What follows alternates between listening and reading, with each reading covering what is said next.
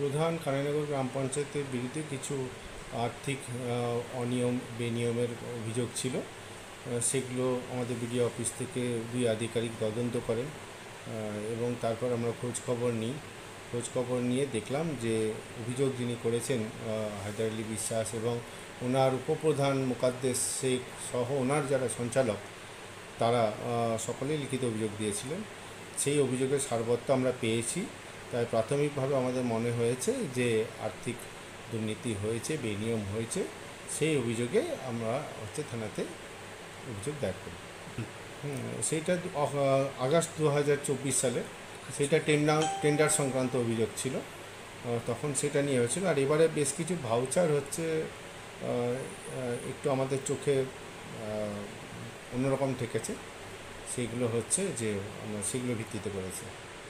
BDO office থেকে একটা অভিযোগ তেওটা থানাতে রিসিভ হয়। তাতে অভিযোগ প্রধানের বিরুদ্ধে এবং আরেকজনের বিরুদ্ধে কানাইনগরের যে বেশ কিছু ডকুমেন্টস ফরজারি করা হয়েছে এবং তার মাধ্যমে বেশ কিছু সরকারি টাকা আত্মসাৎ করা হয়েছে এবং এই ধরনের অভিযোগের বেশ কিছু ভিত্তিও তার সঙ্গে দেওয়া হয়েছে।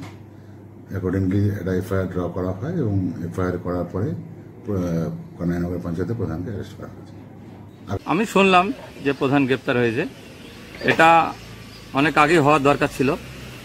এই কারণেই বহুত দুর্নীতি পঞ্চায়েতে, সেটা আমরা প্রমাণ করেছি। বিভিন্ন দরখাস্তর মাধ্যম দিয়ে অভিযোগ দিয়েছিলাম, বিভিন্ন এসডিও বিডিও ডিএম আমরা অভিযোগ দিয়েছিলাম। ভুয়ো ভাউচার সেখানে প্রমাণ হয়েছে, আমরা জানি। এবার আরও অনেক অভিযোগ আছে। তো গ্রেপ্তার হয়েছে, খুব ভালো হয়েছে, খুব খুশি।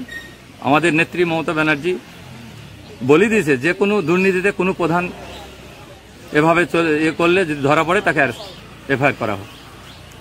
সেটা হয়েছে, খুব ভালো হয়েছে। প্রধানের নাম কি? টগরী ঘোষ।